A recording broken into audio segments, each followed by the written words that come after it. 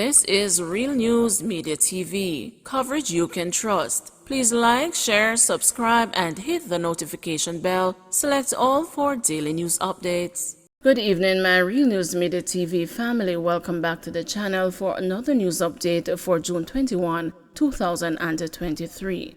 And in the news this evening, elderly St. Catherine woman accused of overseas job fraud remanded.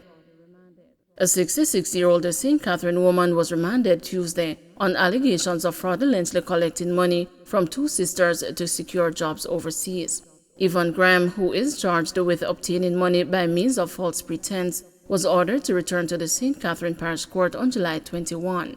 Graham, who did not have legal representation, told the parish judge Natalie Creary-Dixon that her health has suffered and that she needs medical attention.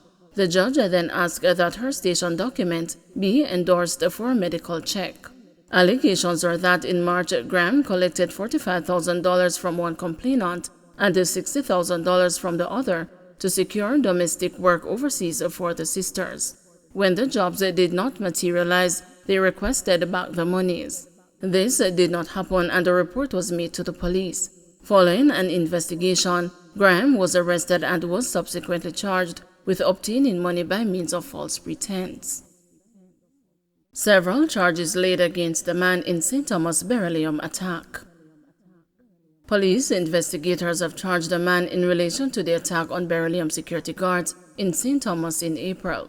28-year-old Javon Bashford, otherwise called Bashi, of Mandock Avenue, Big Lane in Central Village, St. Catherine, has been charged with wounding with intent with use of a firearm, robbery with aggravation, shooting with intent, use of a firearm to commit a felony, 2 counts, possession of a prohibited weapon, unauthorized possession of ammunition, stockpiling firearms, stockpiling ammunition, possession of firearm and ammunition with intent to cause damage, being a participant of a criminal organization, malicious destruction of property, using conveyance to traffic firearms, facilitating the commission of an applicable offense by a criminal organization, and conspiracy to commit robbery with aggravation. About 10:53 a.m. on the day in question, the Beryllium security guards entered the compound of a gas station to carry out maintenance duties when they were attacked by a group of armed men who opened gunfire at them. A bag containing over $100,000 was also stolen from the Beryllium truck before the men escaped in a motor car. Intense investigations led to detectives from the Counterterrorism and Organized Crime Investigations Branch conducting an operation on Jacques Road in Mountain View, Kingston on Friday, June 9, where 2 high-powered rifles and over 70 assorted rounds of ammunition were seized. Bashford was taken into custody at that scene. He reportedly gave a caution statement in the presence of his attorney, interviewed and subsequently charged. His court date is being arranged. 14-year-old St. Elizabeth burn victim flown to U.S. for treatment. 14-year-old burn victim Akelia Dunkley has been flown to the United States to receive much-needed medical treatment. Dunkley sustained 3rd-degree burns during a gas stove explosion at her home in burnt Savannah, St. Elizabeth last Friday.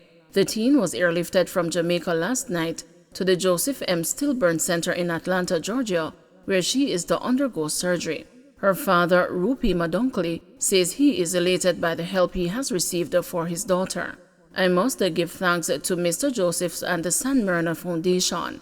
Mr. Delroy Slowly, Member of Parliament for St. Elizabeth Northeastern, who gave us a big push, and everyone, whether big and small, who assisted us, he said. She gives me eye signals and she started to shake when I tried to talk to her. I don't know how she feels, but she shed tears when I talked to her, added Dunkley.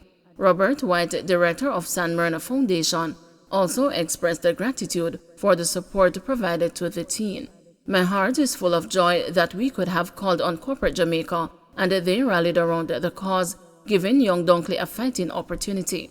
I want to say a big thank you to all the agencies that came on board to make it possible. Teamwork makes the dream work, White said.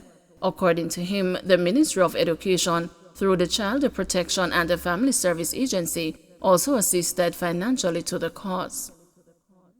Portland brothers charged with murder. The police in Portland have charged the two brothers for the stabbing death of a man during a domestic dispute in Lenox District in Orange Bay. Charged with murder are Weston Warren, otherwise called Pocky Pocky, a 25-year-old farmer of Lenox District, and Ricardo Warren, alias Rick, a 20-year-old fisherman also of Lenox District. The two were picked up by the police hours after 37-year-old Leighton Biggs, otherwise called Zeeks, of Lenox District in Orange Bay was killed. According to investigators, on the night of June 14, the deceased went to his uncle's yard and was complaining to him about money not being shared right for work that he did for Weston Warren. The police said that while there, Weston Warren entered the yard and an argument developed between them. Shortly after, Ricardo Warren, the brother of Weston Warren, also entered the yard and started arguing with Biggs. The uncle of the deceased reportedly went inside his house and upon his return saw his nephew running towards him, bleeding from a wound to his chest. He was rushed to the Anota Bay Hospital where he was pronounced dead. The brothers were subsequently arrested. They have since been charged with murder. Their court date is being finalized. American woman charged over ammunition seizure at airport. 49-year-old Christina Hedgepeth of North Carolina in the United States was charged on Tuesday in connection with the seizure of ammunition in her luggage at the Saxor International Airport in St. James.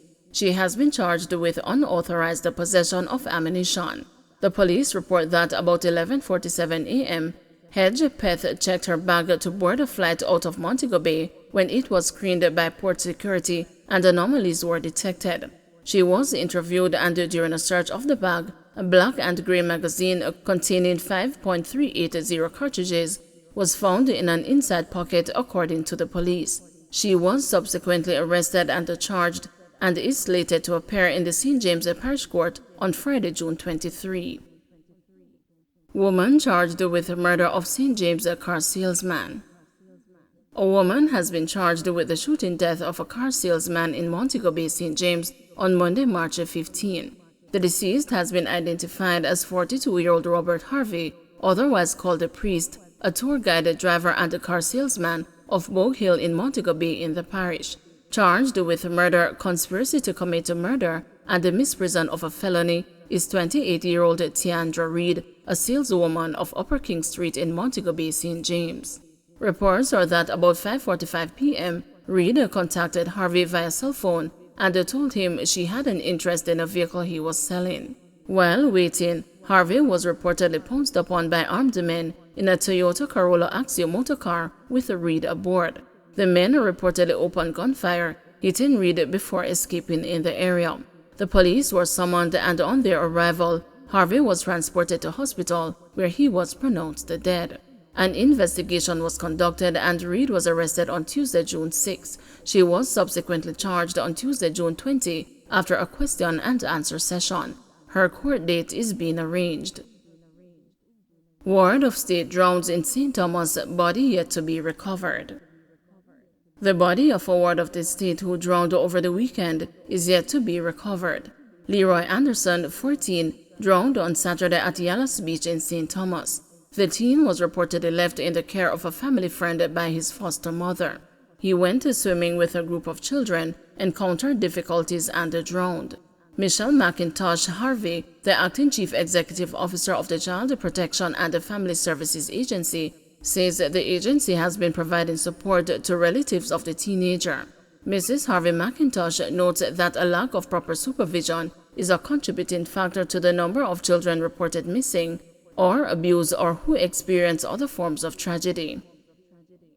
PNP not ruling out another selection exercise in Southeast St. Anne.